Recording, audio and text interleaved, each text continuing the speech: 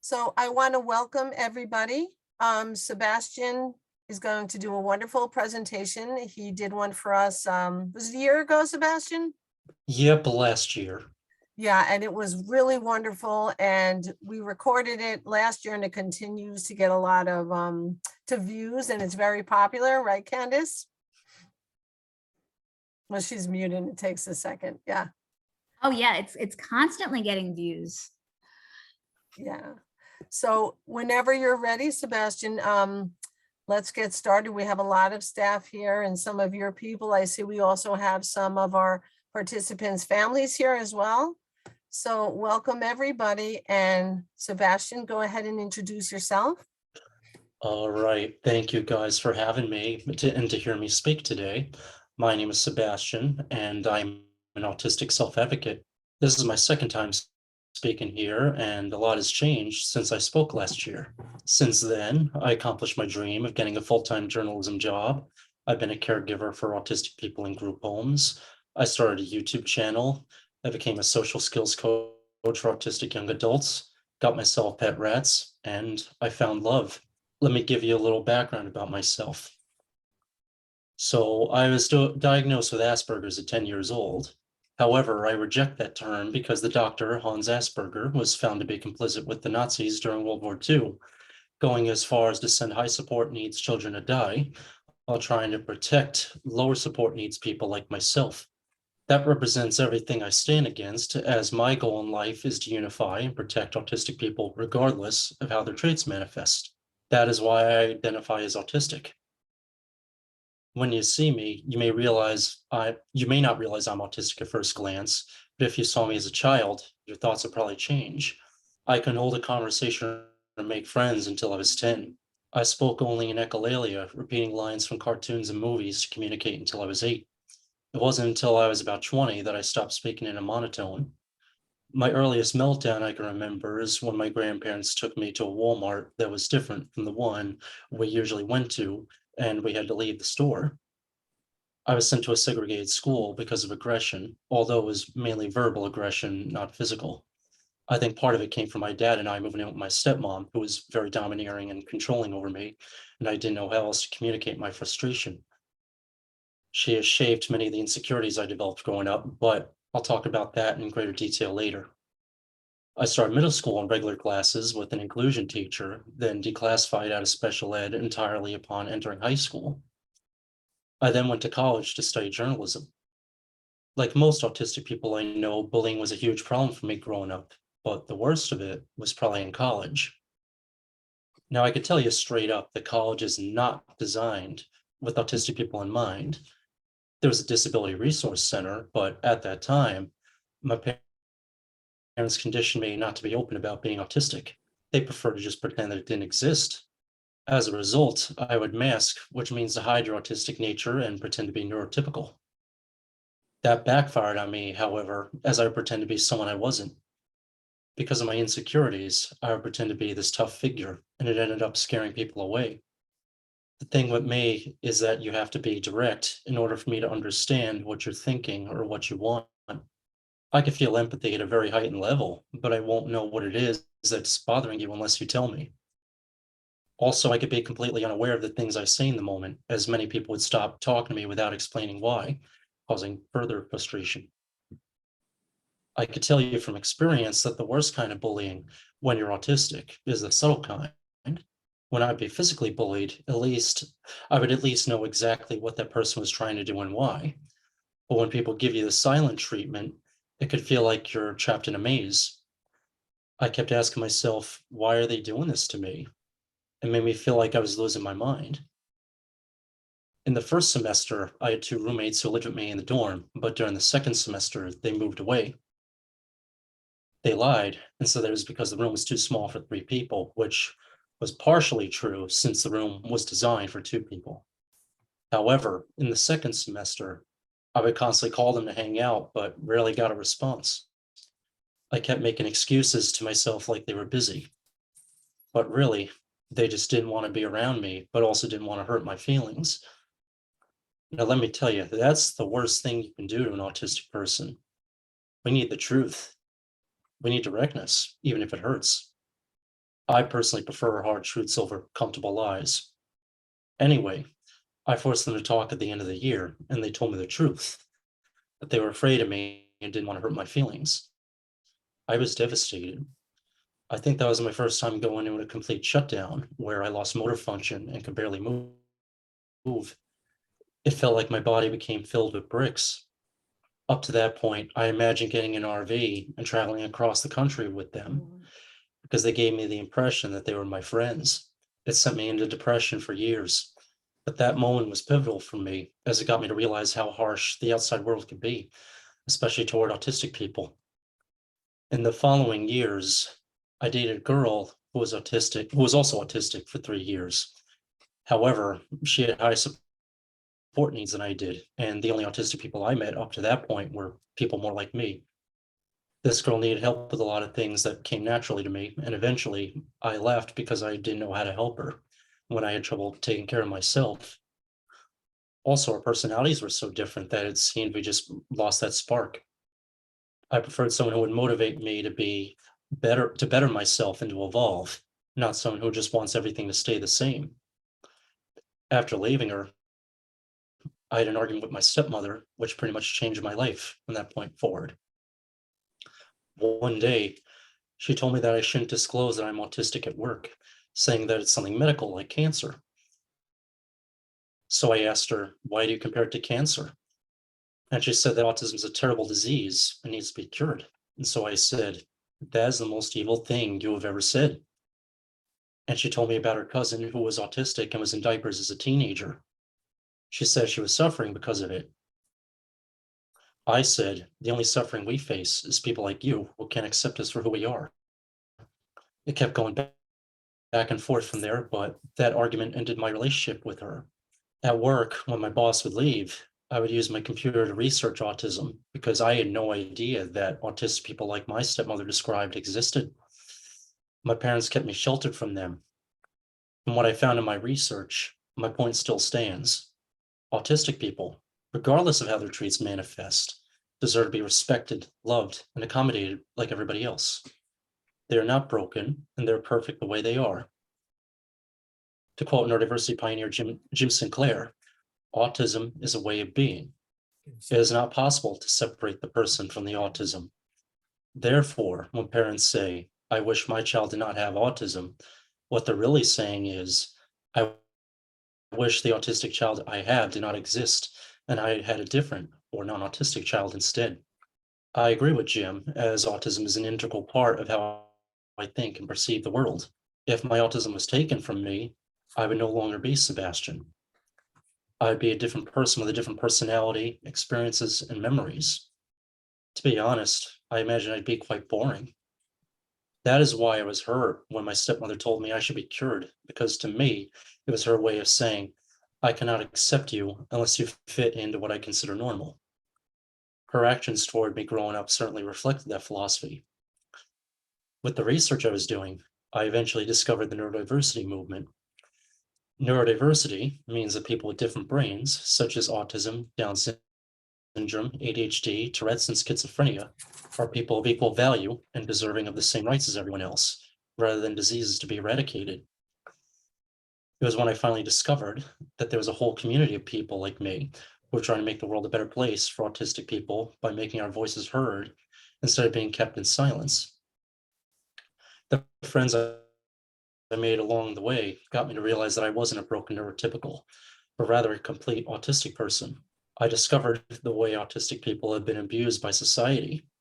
I and everyone else I know in my community are working hard to bring that abuse to an end. We do this because we want to create a world for your children where they do not have to hide who they are, where they can stim and flap their hands freely, where they do not have to fear being abused or persecuted for the way they were born.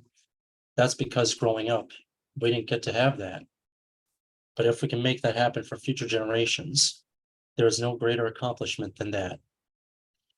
I dream of a day where autistic people, and their families, can go out in public without the autistic person afraid of being judged or persecuted, where they can flap, jump, or make noises freely without anybody stopping them, or they can talk at length about their special interests without being bullied for it.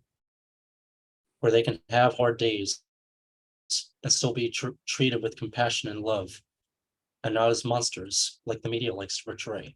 Whether such a thing would happen in my lifetime, I have no idea. But the more people who think such a thing is possible, the easier it would be to achieve. We can't achieve that alone, though. That is why we need to unite with parents, because in order to help your children, we need you guys. I can't speak for all autistic people, but I and everyone else I know can offer a lot because of lived experience. We know firsthand what it's like to grow up autistic, and we want to make the world easier for them to navigate. I include autistic-led resources in the advertisements and social media posts for you to follow. The reason not many people hear about us is because the media tends to ignore disabled people themselves. And if they don't, it's often portrayed in a negative light. I would like to say a few things that I wish my parents could have done, which would have made my life growing up a little easier, that I hope can help you. I'm not saying anyone hasn't done these things already, but they're just things I personally would have benefited from as a child. Firstly, I can't stress this one enough. Encourage your child to follow their special interests and turn it into a passion. If they love trains, encourage them to become an expert on them and work on trains as an adult. If they love art, turn it into a daily activity and encourage them to show their work at exhibitions and sell them. Whatever it is they enjoy doing, zero in on that and get them to turn it into something that they can devote their life to. And next, do not compare them to others. I face this throughout my life, and it created a lot of self-esteem issues and insecurities I still work on to this day. Growing up, my parents would always tell me, why can't you be like Jeff? He's so successful. Or why can't you do what your cousin does? She makes a ton of money. That kind of stuff didn't motivate me. It would just make me angry and feel lower because I didn't live up to their expectations. I personally believe it's more beneficial to look at what your child wants and help them work towards that goal rather than have them live up to the expectations you set out for them. My parents would also get disappointed in me because I pursued journalism rather than IT computer work, despite the fact that I barely know anything about the basics of computers besides simple Google and Microsoft apps, nor do I really care about it.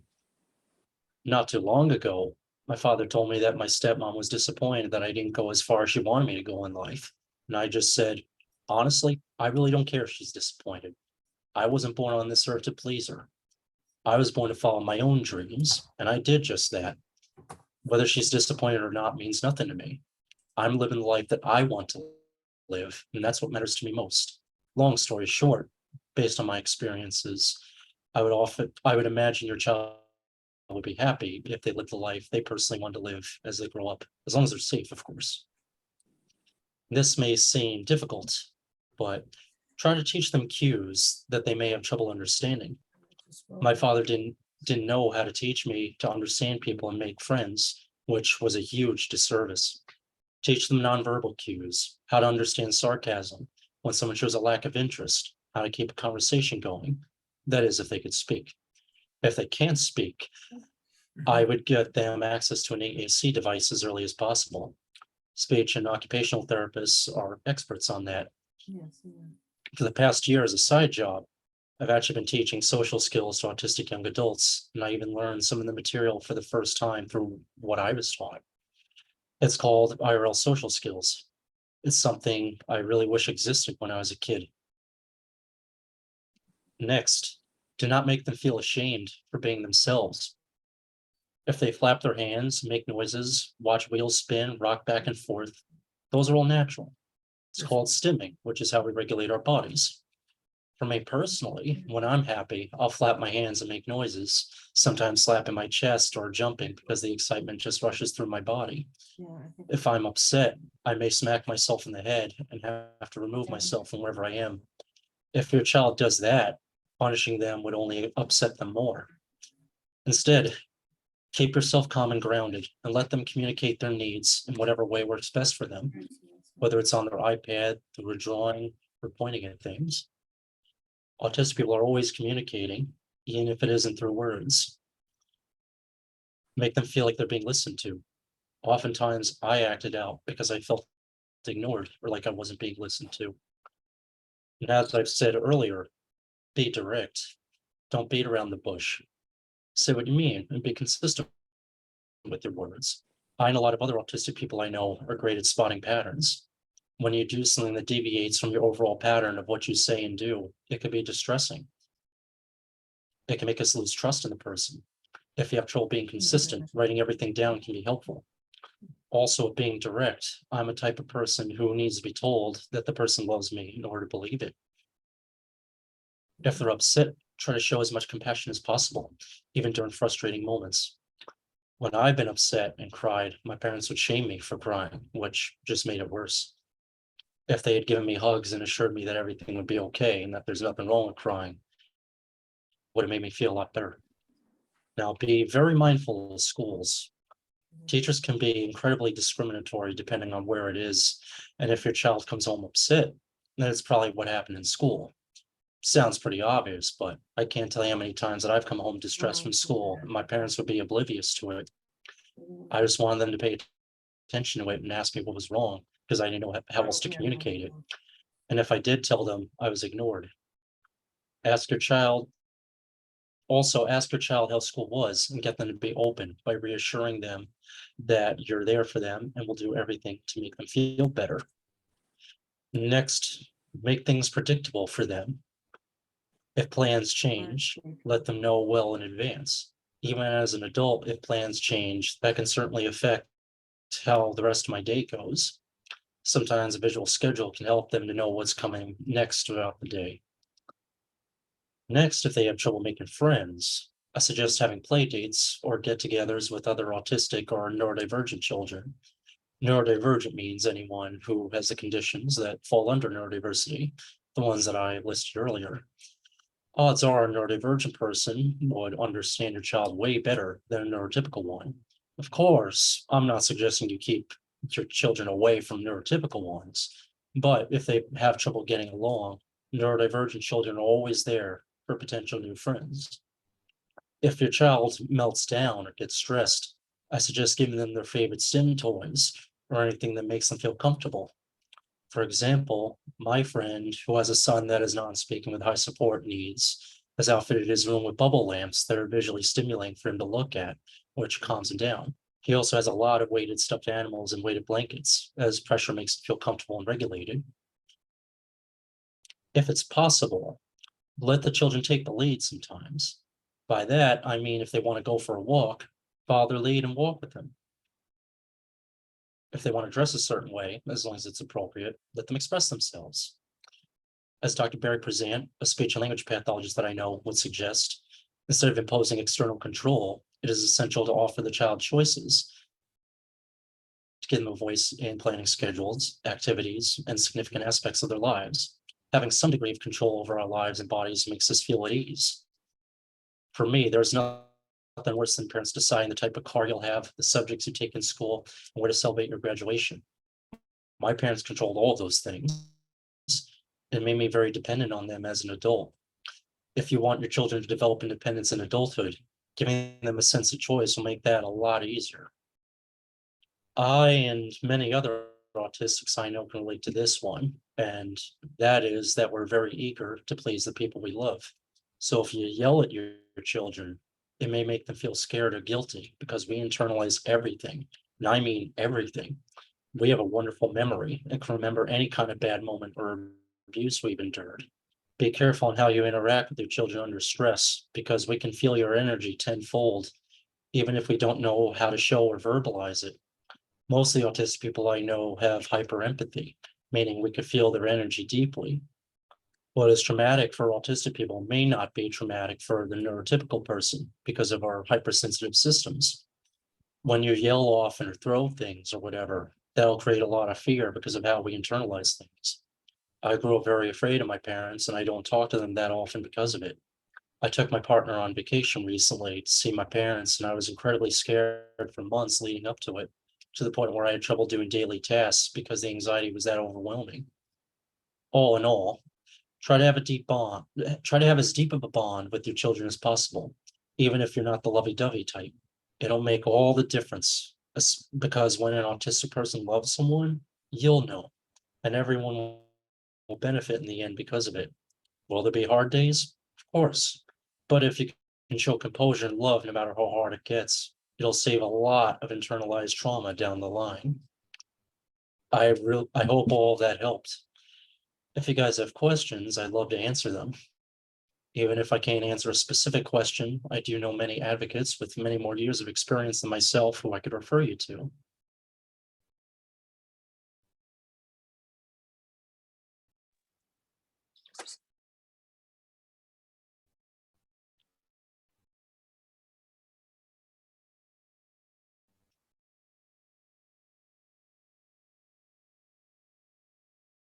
Anybody have any questions? Sebastian, I don't have a question, but I have a comment, and that is that I'm feeling extremely thankful for your incredible ability to verbalize this and help me be a better understander and human being, really. So thank you. Of course, thank you. I had written all this down beforehand. Otherwise, I don't think I'd be able to speak to the level that I was. But Well, yes, thank you. Phenomenal speaker, phenomenal. Thank you.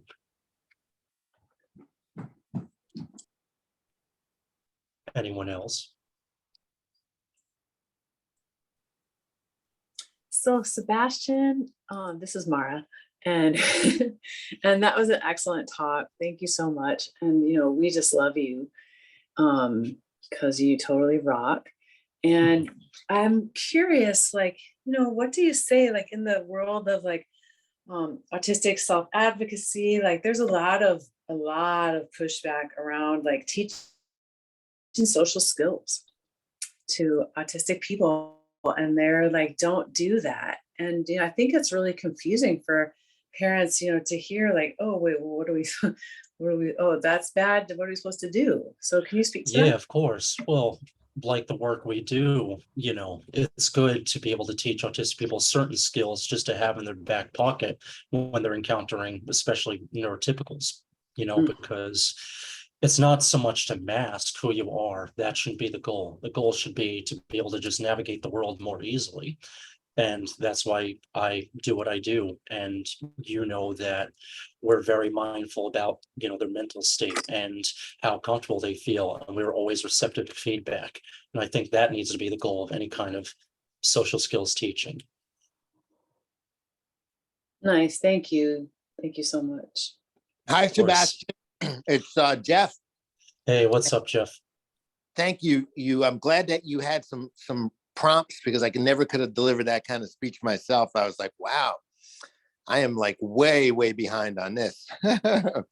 But since the last time we met you, we have brought in a couple of schools where focus on kids on the spectrum. And it was amazing. It's amazing right now what we're learning, right? By just doing the programs that we're doing. And at first there was a lot of oh, is this supposed to be like this? Or is it supposed to be like that?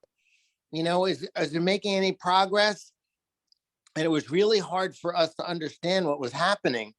And we got to a point where we started asking, and, and some of the kids and some of the staff that came to visit us told us, be patient and give them the opportunity to discover for themselves, what would work and what didn't work. And it's been a great experience. Like today, I was with one of the groups, and one of the kids just would run away from the horses, was totally leading the horses very quietly in his own way. And, so I love your perspective of self-actualization, giving people the chance, just like neurotypicals talk about, they want to be themselves and authentic. So thank you. And do you have any suggestions of working with the horses or working with these new groups? Any things that you think might work well with them, like parent groups, or we'd love to hear it. Of course. Yeah, that's a good question. So I personally don't have that much experience with horses, so I wouldn't be able to speak on that part specifically. But I think, as you were saying, that kid who was able to, lead the horses in his own way, I think, as I said before, in one of the other points, is to not impose your will on them, but rather try to let them take the lead or have as much choice as possible. And as you said, find out, what approach works best with them, see what they respond to best, and try to just keep going and pursue that, I think is really what I would do in that situation. Awesome. Thank you. Of course. See, Sarah has her hand raised. Hey, Sebastian. What's up, Sarah? You mentioned at the beginning of your talk that you had some things that changed over the year, and one of them was finding love. And as somebody, I'm also autistic, and I just celebrated 20 years of marriage with my husband. Oh, congratulations. Yay! And I don't know about you, but I get a lot of questions about love and relationships and things like that. Would you mind sharing a little bit about your experience, and also just any thoughts you have for encouraging romantic relationships? Yes, of course. I'm glad you asked because we're actually very close. My partner and I, we met last year getting ice cream, and it went very well. She's autistic as well and has everything in common with me. We're both queer and pansexual. We both love horror movies. We both love hippie stuff. We both love animals. We both love video games. So we have a lot to bond over. And like what I was able to do with her that I just didn't have in any of my other relationships is we're able to resolve things very easily. We're able to come to compromises very easily. And I think that's a skill that tends to get very taken for granted in relationships, whether that be neurodivergent or neurotypical relationships. And that's something I think I'm pretty proud of. And it's made me, very confident because my goal is to make sure that her needs are met and that both of our needs are met mutually. I think that's something for any autistic person trying to find love is to be able to do those things and be able to communicate as effectively as possible. And sorry, had to breathe. And yeah, I think that's ultimately what you need to do. Thank you, friend. Of course, thank you. I don't know, how do you raise your hands? How did you where's that icon? So you go to where it says reactions down on the bottom okay. thing, and then it gives you the option to raise your hand. Okay. Okay, well, pretend I'm raising my hand because I was Sebastian, last year you said a couple things that really stuck with me and changed me and how I work with the students.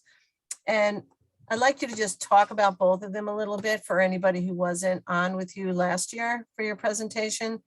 Mhm. One of them was about this parents really insisting on eye contact. And it always felt so uncomfortable for me. Like a child would say goodbye, but they kind of make a big point of saying, no, look at Liz. And it always broke my heart. And you talked a lot about that. And also this idea when we have a participant who's stimming, just, wanting to say quiet hands or keeping those movements still. So can you talk about that for everybody? Because that was really powerful, impactful for me. Yes, so I do remember that question from last year. I think that eye contact is a very arbitrary thing and really isn't necessary to communication, in my opinion, because there are other ways of acknowledging that you're listening to a person, such as repeating back what they say or looking in their general direction and not their eyes, or you nod your head and listen. All those things are ways to validate what the person's saying. And eye contact could just feel like a burning feeling for me. I hate eye contact. It makes me feel very intimidated and uncomfortable. And there are even entire cultures, such as certain cultures in Africa, that don't make eye contact because it's perceived as rude. So it's really just more of an American European thing to force eye contact. And I think it's kind of pointless. Also, with like you were saying, quiet hands, it was I don't like that either because stimming is what we need to regulate ourselves. Like right now, I'm using kinetic sand to make myself, to calm me down. And it's just something natural for us, something we need. Even neurotypical stim sometimes, like when they click their pen or tap their fingers on their desk or whatever. The only difference is autistic people are a little more overt about it, and they actually need it to keep themselves regulated. And also, I think part of why people force those rules is just to create a semblance of normality. But question is, what even is normal? Who decides what is normal? Like, if you go back in history, can you even trace who created the concept of normal? So I think there really is no such thing, and people just need to be able to do what is best for them. You know what I mean? Thank you, Sebastian. That was really well said. What about, I do have a student who becomes self-injurious but he bites himself, or a student that might hit themselves in the head. Is that always when somebody feels upset? Sometimes it's hard to tell. Or do you have any thoughts on that? Yeah, of course. That could definitely happen even with me. I could sometimes bite or hit myself. Really, it just comes down to just being so stressed and overwhelmed that your body just cannot handle what's going on. And the only way to make it stop is that, because it's just so overwhelming. Honestly, what I would do is just try to do whatever you can to avoid those triggers. Sometimes it can be hard to find. Sometimes it takes investigating. You got to be a detective some of the time, and to just read the room, see the environment, see what they're playing with, see what if this kind of thing happened before, like see what happens every time it happens, like what led up to it. Does that all make sense? Yeah, thank you. Of course. Kristen, your hand is up.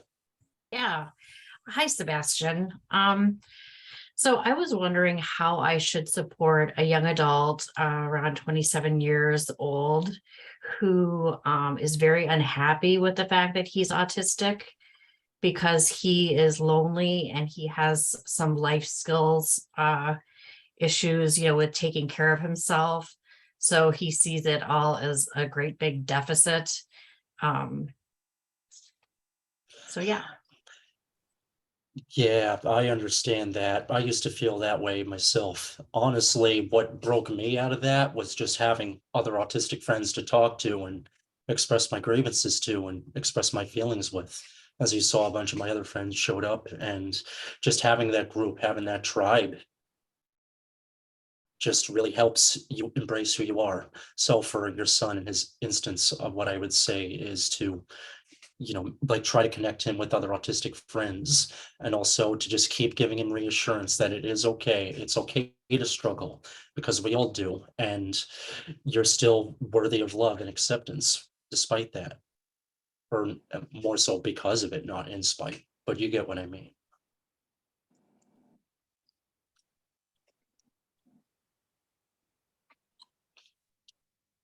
Julia or Julio, I see your hand.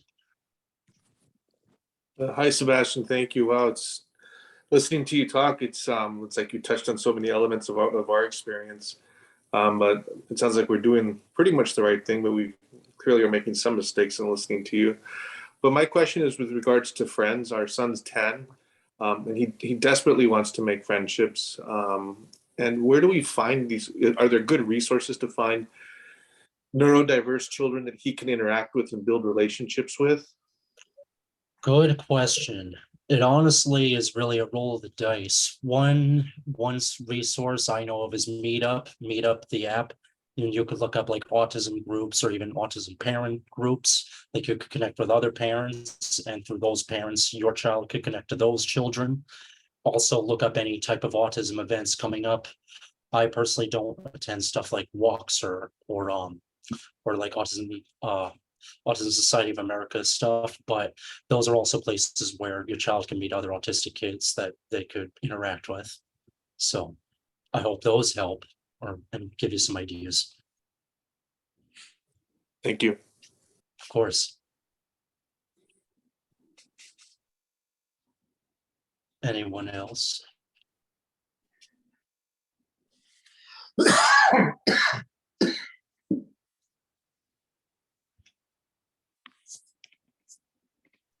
Well, kind of just speaking to what Julia or Jeff just said, or Julio or Julio, sorry.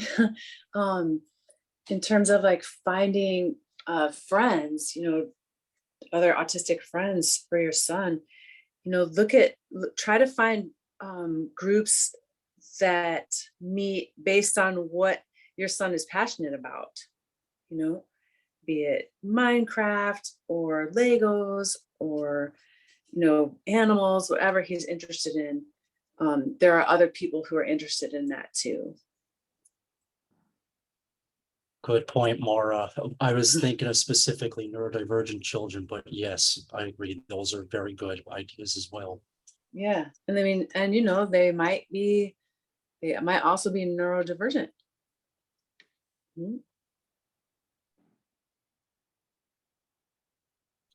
Liz, I see your hand. Thank you, Sebastian. I have a question. You were talking about when you were echolaic or scripting. Is scripting like a self? It's funny, I've seen scripting sometimes have a sense of being a tone of self-soothing, but I've also seen scripting sound very anxiety riddled, like very, like a distraught sound or sense of that child is distraught. Are both true or? Yeah, both are absolutely true. In a good sense, like in a soothing sense, they'll repeat lines that feel good with their throat, the vibrations on their throat, and it feels really good. Or just that line itself just really stuck out to them, and they just love how it sounds on that side. And then on the other side, when they're distressed, they'll usually repeat lines that they heard during very distressing times. Say if a parent abuses the child and says a specific line, when a child is just, when that person grows up and they're distressed, they'll often repeat that line again, signifying the feelings they associated with that situation. Does that make sense? Yeah, it does. Thank you. Yep.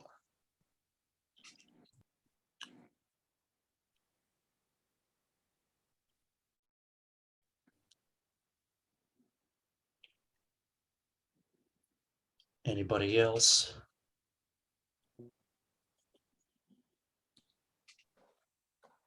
It's Meredith again. Do you find that as you have gotten older, that things like schedule changes, unexpected events bother you less? Do you feel like you've just learned how to cope better with them? Or do you feel like you're still very much needing a schedule? Yeah, it really depends on the situation, honestly. Like when I went to visit my family, my partner and I were supposed to meet up with my friend from high school, and like plans had changed, and I was like on the verge of having a meltdown, but I was able to stop myself. So it can, it still can be very hard dealing with schedule changes and unpredictability, but as an adult, I just find ways to make it work. I have my stim toys. I have like different videos that calm me down. I have music I listen to that calms me down. It's just a matter of finding the right coping skills, and that could vary for everyone. I wouldn't be able to say what the next autistic person should do to soothe them.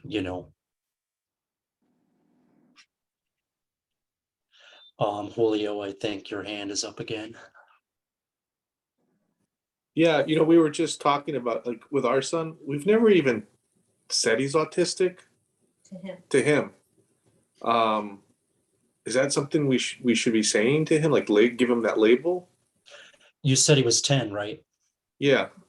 Yeah, honestly, I think it'd be best you tell him right away, because that gives him answers and helps him know who he is. And it also will help him connect with, his tribe, his neuro tribe, other people like him. Right. And that'll give him a sense of solidarity and help him feel like he's loved and understood and accepted. Because, at the end of the day, autistic people are a marginalized group. Having other people like you around really helps you figure out who you are and your identity and what you want to do in life. At least that's how it was for me. So yeah, I would tell him, the way I would frame it is, his son, whatever his name is, I just need to tell you this: you're autistic. That means that you see the world in a different way from other people, and you may respond to the world in a different way than others. But that does not make you any lesser than others. In fact, it makes you very unique and stand out from others in a very beautiful way. And, whatever else that's personal to him, that's up to you. Thank you. No problem.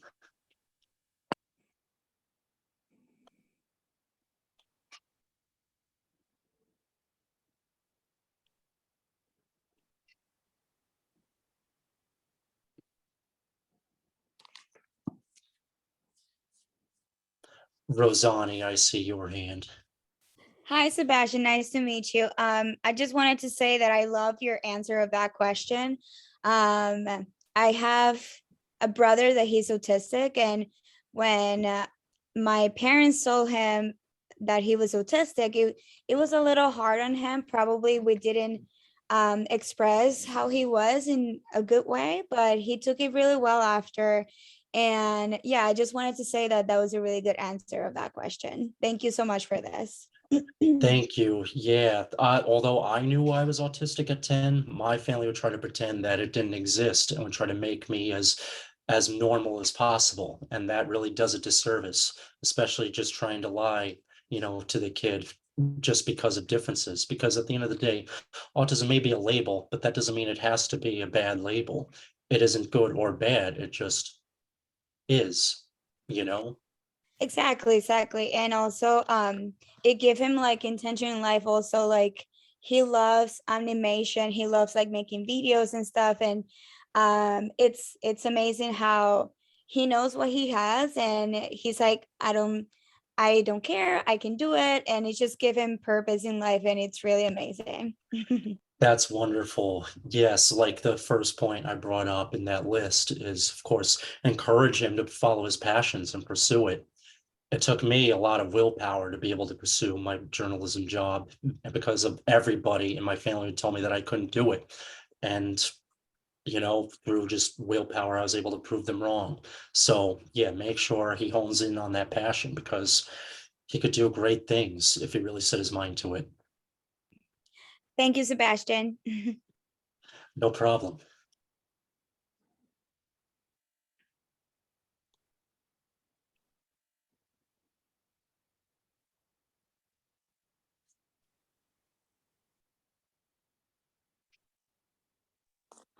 Can I add something just for fun? Of course. I have to say, first of all the questions are so great, and your perspective is amazing. We're already friends, but I've enjoyed learning so much about you. But I want to tell you, and I don't know if it would be helpful for everybody else here, because I am autistic too. One of my favorite things about being friends with you is our communication style. We have very deep conversations, but also they're asynchronous, meaning that neither one of us have like a time expectation on when you have to get back to me by or anything like that. And it really helps me personally feel comfortable to be thoughtful about my answers or to be thoughtful about what I'm bringing to talk to my other autistic friends, not just you. But that is something, because I was late diagnosed. That has been something that claiming my autistic identity has helped, to know that my communication style is valid, and then to find friends who accept me for that has been transformative. So I don't like I was thinking about the social skills question, and I think that's one of the things personally that I wanted to bring up, was just that we autistic people sometimes have our own communication styles, and I like ours. It's cool. Of course, yeah, I appreciate you having you as a friend, and thank you for showing up, Sarah. I will admit, like the point you mentioned about the giving you the time to respond and stuff, that's something I used to struggle with for a very long time. And it wasn't until like in more recent that I was able to fully, process and understand that. So yeah, it took a lot of work, but I'm glad, to be able to move past that, and you get to see that side. So thank you. Jude, I see your hand. Yeah, I wanted to say that's pretty much how, like, communicating asynchronously, like that's pretty much how I communicate with most of my friends.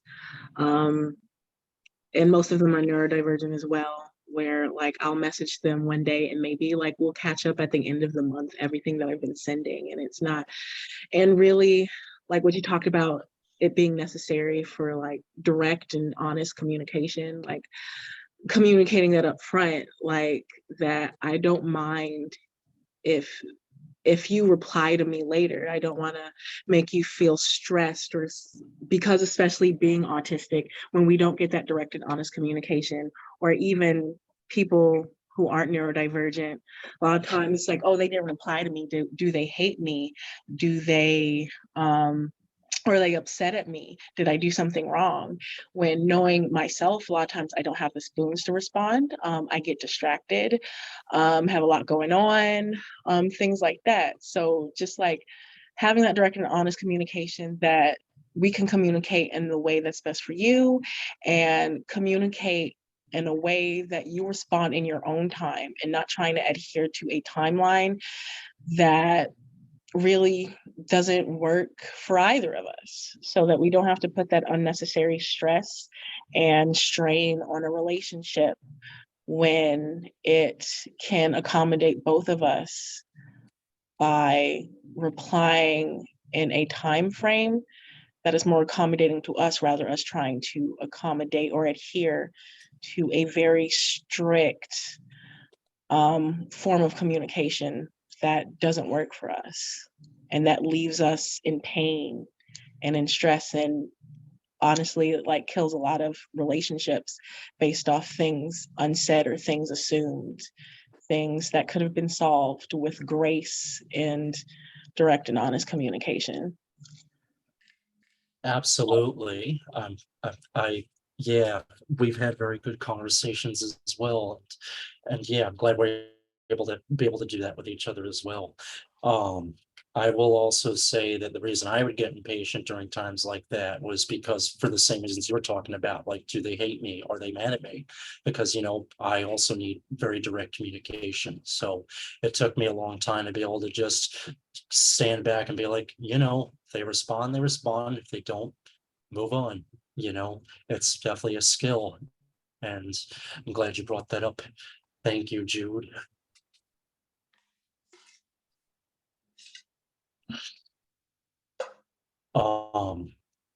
Anyone else have any questions?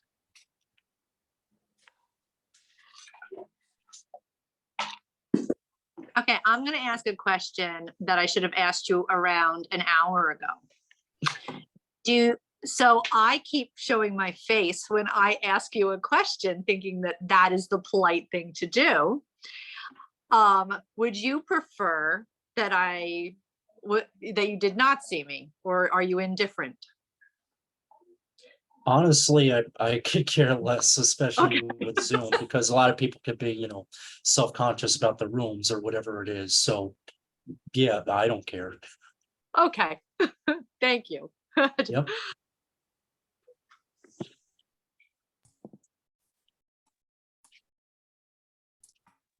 I just want to say, Sebastian, that was very intuitive, because I put my camera on for like a minute and then I realized that all the laundry on my bed is showing. So I turned the camera off. Yeah, I had to Yeah. clean my room before turning the camera on, but yeah. Yeah, that would have been good for me.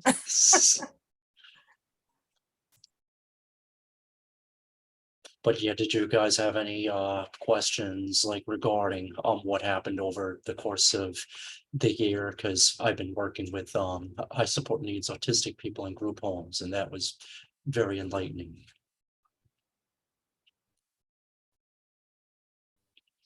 Liz, I see your hand. I'm so obnoxious. I have so many questions. I find that like there are so many of the students that I have with autism, they're so, I think, and it's interesting to ask you this.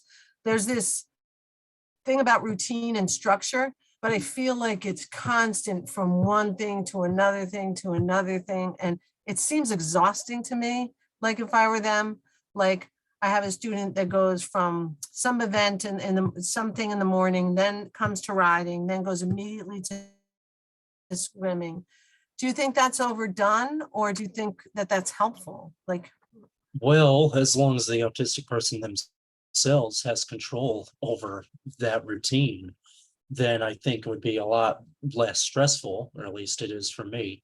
Sometimes even by myself, I could have trouble forming a schedule on my own. So my partner can, sometimes help me with that, and that also helps. But being able to have control, as much control as possible, that is very good. And as long as, nothing gets in our way, or at least things are made predictable if there are changes. No, it's really not that stressful. Routines keep us regulated. They make us feel good because predictability keeps us very calm. okay, You know what all I right, mean? thank you. Yep. Jude, your hand.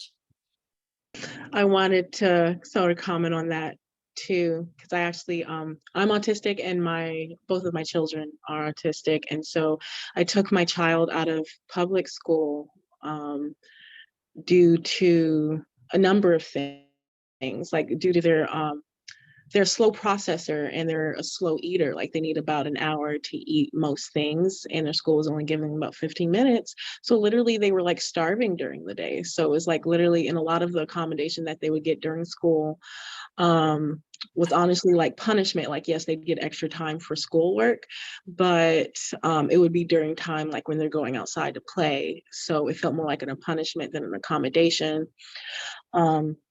And so I tried to, with homeschooling, it's more of trying to do education in a way that accommodates their need, what they want and how they function, rather than trying to make them adhere to a very strict schedule for me. And not to say that doesn't include regimen, but that was more of a journey for me to like discover that regimen doesn't always mean like action packed, like very full, like understanding that I didn't have to follow the school schedule just as it was, because we're homeschooling. And part of understanding that my child is a slow processor, that they need more time in that regimen. So what we've been doing lately is like for homeschooling, we'll do about 3 subjects per like 8 weeks, and then move on to 3 more subjects per 8 weeks. And like there's still regimen in there, but not like a heavy load, and talking to my child throughout the entire process. So when it's like, well, I'm really stressed about this, I don't look forward to this. And it's like, well, what do you think would help change this? Or at least what about it don't you like, so that I can be more accommodating in creating that regimen that focus on their wants and their needs, rather than creating a regimen just trying to keep them per se focused. So yeah, I'd say a lot of it has to do with like making sure that they have control over it, and make sure that they have say, and make sure that like that regimen, that structure, because I thrive in regimen and structure as well, but it has to be like regimen and structure that's made for me, not regimen or structure that I'm trying to adhere to a schedule that's killing me. So, and I do understand a lot of people, like a lot of children who are in public school in certain situations, that it can only accommodate them so much because of the powers that be, because of the authoritarianism there. But when the opportunity is given, like make sure that like, yeah, pretty much that structure and regimen, that you're able to give that input, that you're giving them space for that change. It's like, yeah, I'm doing good at this, but it's actually like hurting me. I feel like I don't have enough time for this. So is there a way that we can change this so that like I'm still able, it still has that structure, but that structure is for me, not for somebody else to put on me because it's more convenient for them. Thank you for sharing that. That's amazing that you have that kind of insight. I mean, that's great. You're welcome. And it's like it's an everyday journey too, because a lot of what I do with homeschooling and what I do is honestly me discovering things about myself as well. So it's like and really understanding, it's like, if I wouldn't like this, and if this hurt me in school, having to adhere it and trying to keep up with it, why am I doing that to my child, sort of thing? Like, if I was the things that made me upset and not look forward to school, that were traumatizing for me, but being told like, we have to do it this way. And it's like, why do I impose that on my child? In what ways are they still, and are those things still instilled in me? And how can I deconstruct that? And how can I open up that communication with my child? Because I do understand it's hard too. And it's like, well, I'm the teacher. What am I doing it so that they're not properly getting education, that they're not properly learning? But like, literally, like Sebastian, when you said like adhere to their interests, like they're my oldest child, they're very stressed when it comes to reading and writing. And so I also wanted to teach them about like civil rights. And so I taught them about Ella Baker and how she would ask her, the people during that she would organize with, it's like, what do you hope to accomplish? And so I talked to Teddy, it's like, well, let's write a paper about what do you hope to accomplish in life. Of course, they want to be a video game creator. They love video games. They love Sonic.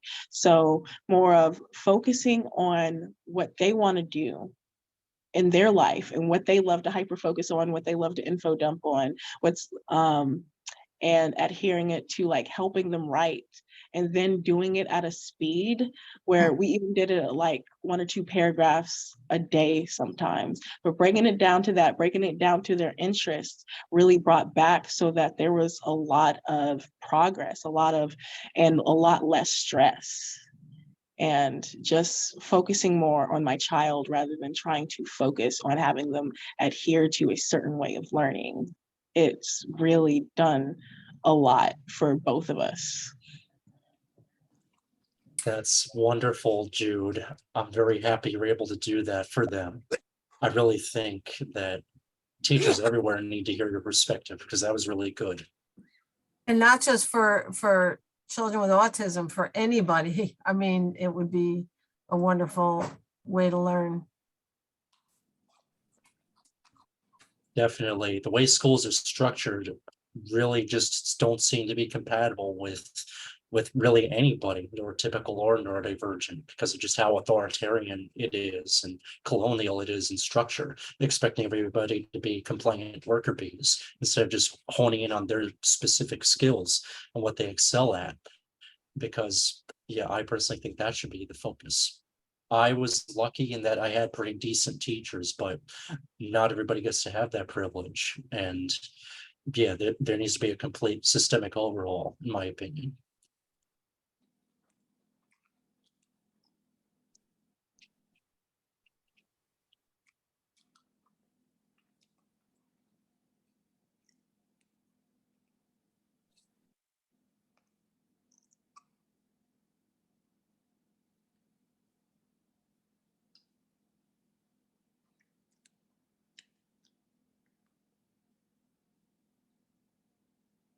That looks like a bicycle.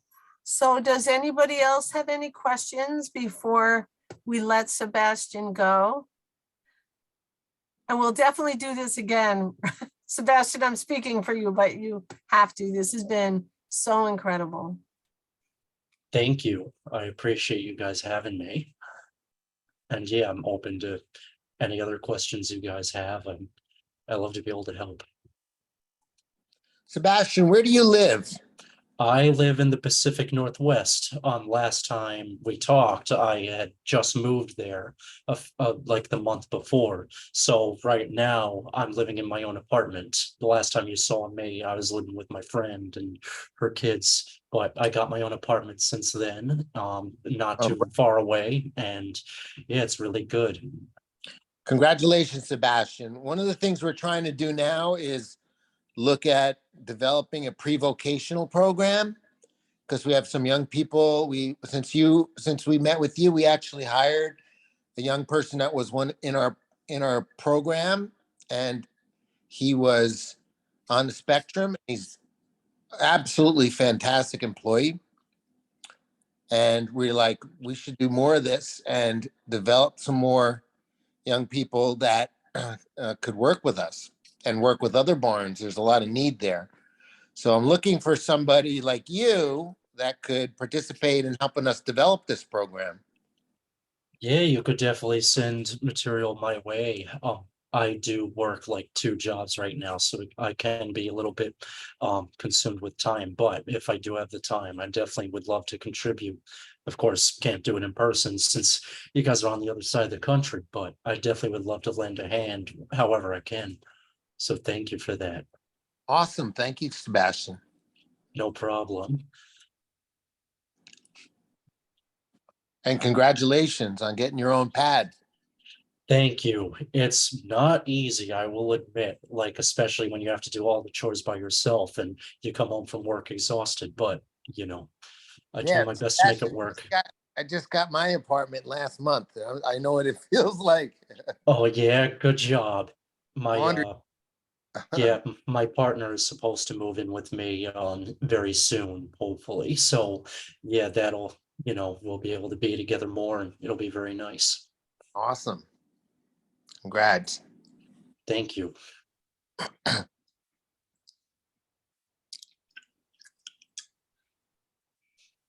Okay, so Candace, this is going to be recorded. And we'll have the recording on our website. Is that correct? Yeah, it'll be on the website and it'll be on YouTube.